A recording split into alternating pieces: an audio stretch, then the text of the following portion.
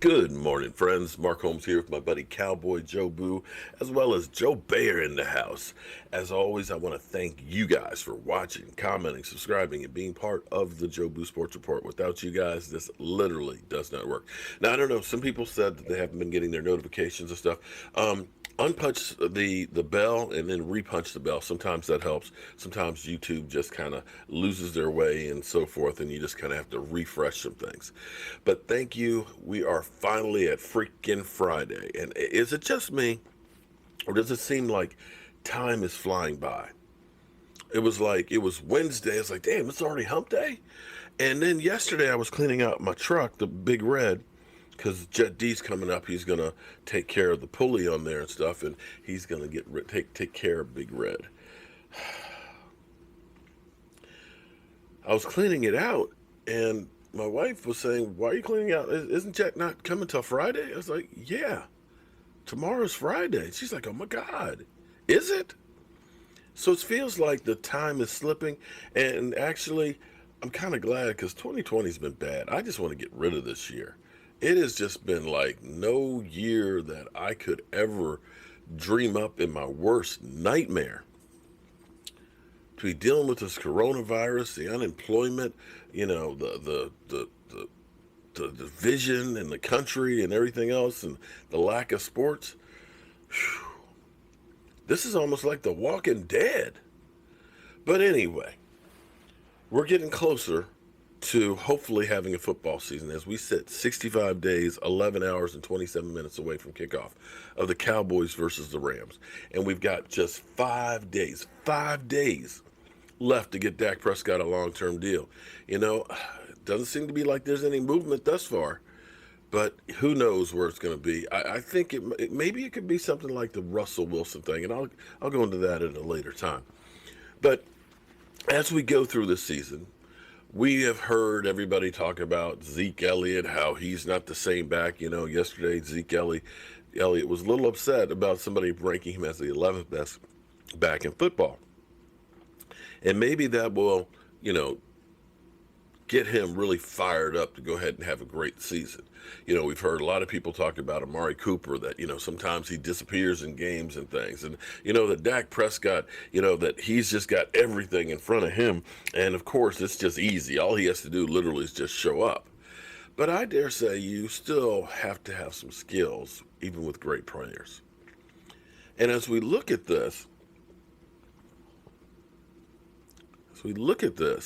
our new triplets, which may end up being quadruplets with Michael Gallup's, or what's five? Five?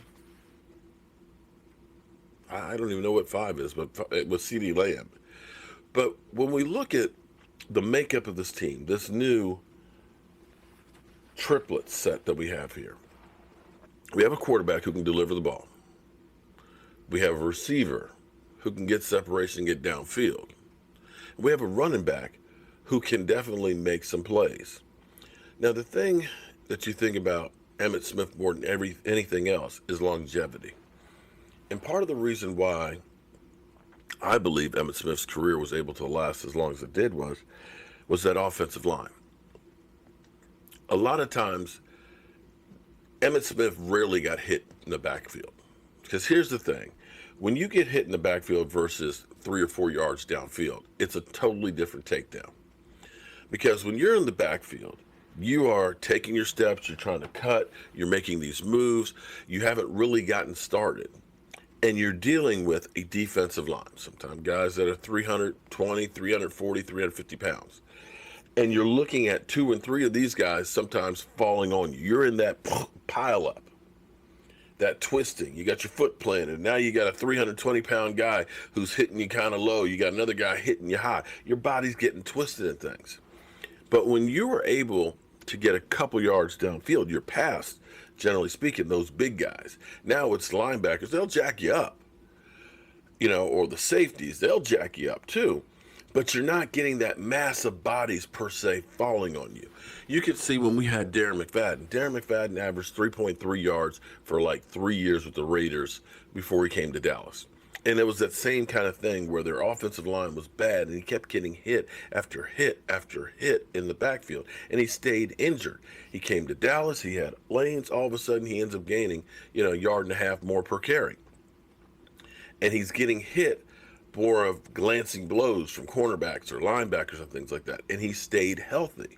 And this is key for us for Zeke Elliott.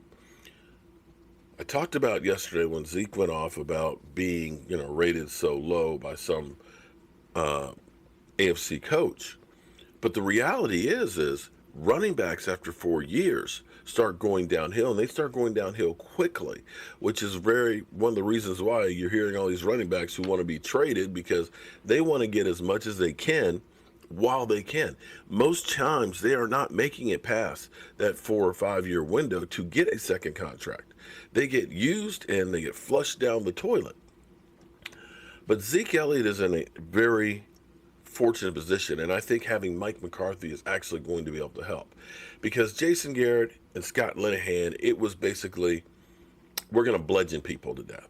We're just going to put a man on a man, and we're going to run the ball on first down, Zeke Elliott up the middle. And teams knew that was coming. And you ended up facing 7 and 8 men in the box. And that is not a winning formula if you're talking about longevity of a career. What you want to be able to do is you want to get your playmaker the ball in space where he can use his athletic skills to make people miss, where he's not taking that same punishment. This is where play action starts coming in there. You fake the dive and stuff. Zeke goes in there. Boom, they all collapse on him. Dak rolls outside. He slips on out in a screen. Boom, hit him with the ball in space. It's what worked for Jared Goff. Jared Goff is not a great quarterback. But see, Sean McVay figured out what he could do with him. Having Todd Gurley, a lot of times, a lot of his biggest plays were a screen pass to Gurley, because Gurley, when healthy, was able to, bob and weave his way to the end zone. And they used that. And that was one of the things that you looked at the Cowboys offense that they didn't do enough of. And that was play action. Play action gives you an advantage where it holds the defense and gives you opportunities. See, this is where trickery comes into play. When you have Zeke Elliott going for that dive and you got Dak Prescott rolling outside, you're going to have more one-on-one matches because teams are going to be forced to keep 8 men in the box. Or when you start doing play action and they're worried about the play action because you got a CD Lamb, because you got a Amari Cooper, because you have you've got Blake Jarwin in there. You can't then put 8 men in the box, which means it's going to be better for Zeke Elliott to prolong his career. So all these things, one thing helps the other. They're all intertwined. And then you throw in a Tony Pollard, because what you really want to be able to do is you want to be able to keep Zeke Elliott fresh and not to overuse him. You want to have a perfect balance where people don't know what is going to be coming. You want those defenses to be shit. Michael Gallup can kill me. Amari Cooper can. Blake Jarwin can.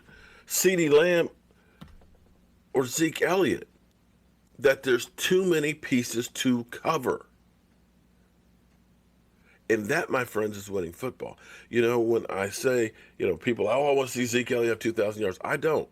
Because very rarely does a 2,000-yard player end up going to the Super Bowl. And usually, right after that 2,000 yards, they go downhill. I don't want to see my quarterback having to throw 5,000, 6,000 yards. Because why? Those guys very rarely go to the Super Bowl and win. You want a balanced offense where everything is distributed to everybody. And hopefully that's what we're going to get with Mike McCarthy. If you're Mike McCarthy, you got to be looking and just like salivating. They had a great defense for like 2 years with Aaron Rodgers. They had some good receivers. They never had a bellwether back like he has with Zeke. And he's actually got a second guy in Tony Pollard who's really good. He's got 2, we know, really good wide receivers, and we believe a third one with a CeeDee Lamb. There's so many different combinations and things that he can do, and so many different looks that he can show, that literally this offense should be one of the best offenses in football. The only worry is not enough time to practice to put it all together. That's my biggest worry on this offense is we've got stallions. We got people that are ready to ride, but we don't have time to teach them what they need to know. But then again, everybody's going to have that same problem. So it is what it is. All right, guys, I got to get ready because my man Jet's going to be here, and I got to find the title to the truck, and I got some work to do in the workshop today. But as always, I want to thank you guys for being here. Don't forget about our live stream tonight, 9 o'clock Eastern. I'll see you then.